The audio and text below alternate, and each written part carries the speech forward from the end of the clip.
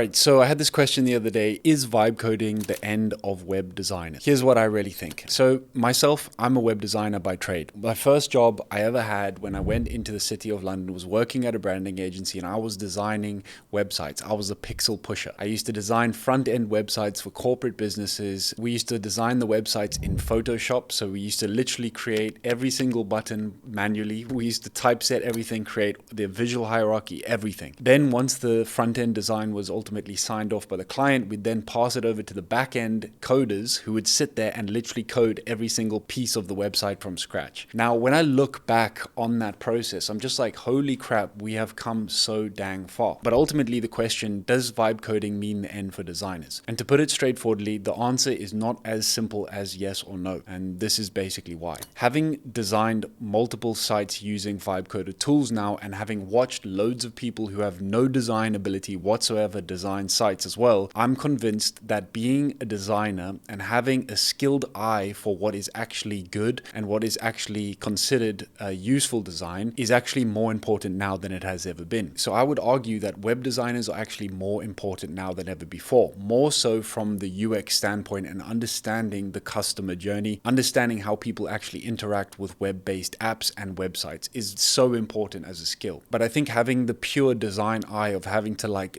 manually typeset every single pixel like I used to do at my branding agency, I think that whole skill is completely collapsed. Like, you don't have to be someone who is just task-based designing and basically pushing pixels. And you certainly don't want to be the back-end designer who's actually coding things anymore. Like, you just don't have to, all right? So that job is completely gone already. And so the people who actually have a taste for design, people who actually understand UX and understand how people interact with websites and apps, that skill is more prominent and more important now than ever before. So let's use this as an example. So I've been playing around with createanything.com, where you can basically prompt and create any web app you can possibly imagine using natural language. All right. And the results are pretty insane so far from what I've seen. But the thing that I keep bumping up into is once it designs the initial front end, it then becomes a UX issue. And by UX, I essentially mean it becomes a customer journey problem. Like, how simple is your app to use? How intuitive is it for people to actually engage with? And if it is not, then frankly, you're just going to have another crap website. You're going to have another crap app that doesn't work. So I don't think web designers are dead. I think web designers and coders who are still clinging on to the old ways of doing things are dead, most certainly. But web designers and people who have an eye for design are now supercharged. Now, if you're a creator, you're a coach, you're a consultant, or you're a designer, a marketer, whatever the hell you are, what's going to matter more than absolutely anything is your ability to stick with one thing and ultimately execute it to the best of your ability. Because if 10,000 new sales pages and websites are being launched every single day, your moat is no longer the skill you once had of creating these beautiful websites. That's not your differentiating factor anymore. The thing that is going to ultimately make you successful is your ability to market the living daylights out of whatever you're selling. Marketing is now the moat. It's the thing that ultimately gets people to your websites and your landing pages to make conversions. I'm not so interested in just having a beautiful website for the sake of it. I'm interested in what happens when people land on it. Are people actually clicking through? Are they engaging with the content? Are they going into your lead magnets? Are they ultimately booking in a call with you and taking the desired action that your website ultimately wanted them to take? That to me is more important than absolutely anything. All right. So with the skill of actually creating these sites going to pretty much zero, it now all comes down to how emotionally charged can your marketing possibly be, so you then win in a sea of people all looking the same, sounding the same, trying to do the same things. And so branding is the art of making something go from being invisible to something being visible. When more and more people are flooding the market, visibility becomes an even greater issue. And so if you can be visible in a sea of people who all are basically clones of each other, then you are going to be successful. It doesn't matter what your website ultimately looks like, but what matters is the experience people have when they get there, the words that are being communicated on that website. Like, what things are you saying?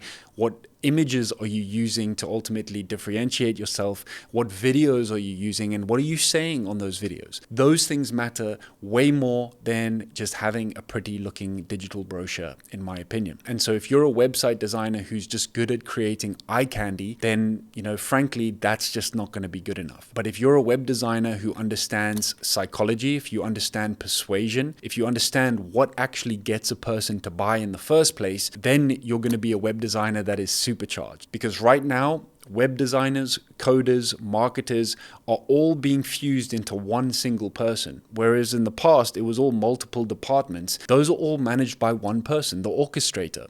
And you are now the orchestrator of these amazing tools. And now it just comes down to your ability to execute and ultimately be in the game long enough for your solution to actually work and to surface. And so this is something that you can internalize when it comes to branding, is understand that your brand is not your logos, your colors, your design, but it's actually your reputation. And so if you can build up a reputation around your niche and around your expert set of skills, then you're never ever going to have to worry about clients ever again. But ultimately, your website, your digital home, your social media profiles, the things that you say, the way that you show up are the things that are going to make you different and ultimately are going to secure your success in the future of this beautiful world we're living in right now. Because this is really the age of abundance. There's so many resources around us. There's so many cool things that we can do so simply. And I've said this inside the community the other day, that this is the age of the person who just has loads of ideas. Whereas in the past, it was all about the person who could execute, and that's still flipping important. But because the space between having an idea and actually having something materialize in the real world has shrunk to complete zero, that means you can have an idea, create a page, create a website, launch it, and see what the market ultimately says. And so that allows you to iterate, test, and optimize and get to the place you want to go a lot quicker than it would have been in the past. That's a really exciting time to be a creator and a builder in an age where ideas can be materialized incredibly quickly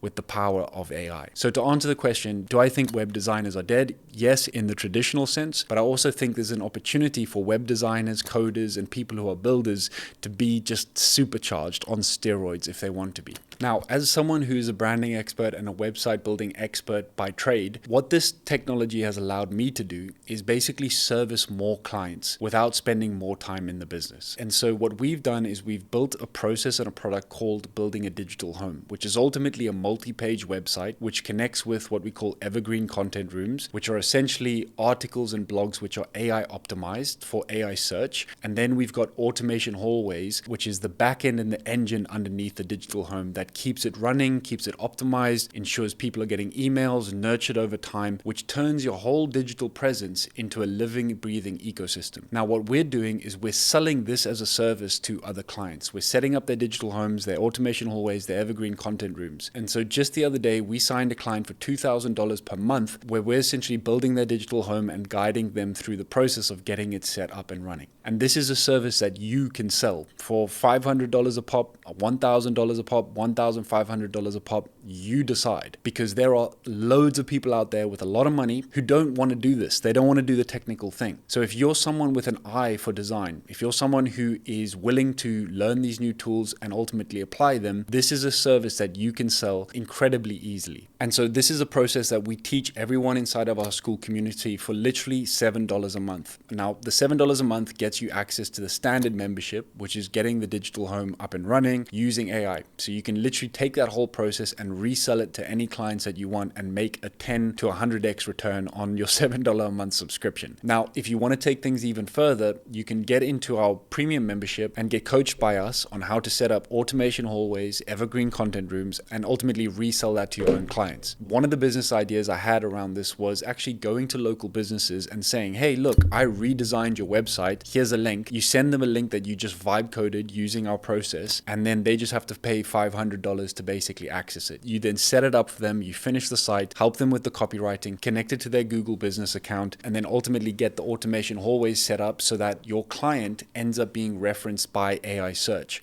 which is the future of online shopping. So if you want to learn how to take this process and resell it to other businesses, if you're someone who has an eye for design, this is an incredibly quick route to the cash for you to actually ride this wave of AI optimized sites and service more clients without spending more more time pixel pushing like I used to do back in the day. So if you want to get access to these processes, you want to learn how to resell a digital home to your clients, then join the community, $7 a month. Give me a shout when you're in there and we'll guide you through the entire process. All right, my friend, this is such an epic opportunity and I'm so excited to be living through this time right now. I hope you are too. Subscribe if you like this video, if you want to get more tutorials on how to build with AI, and if you want to start surfing this beautiful wave that we're experiencing right now.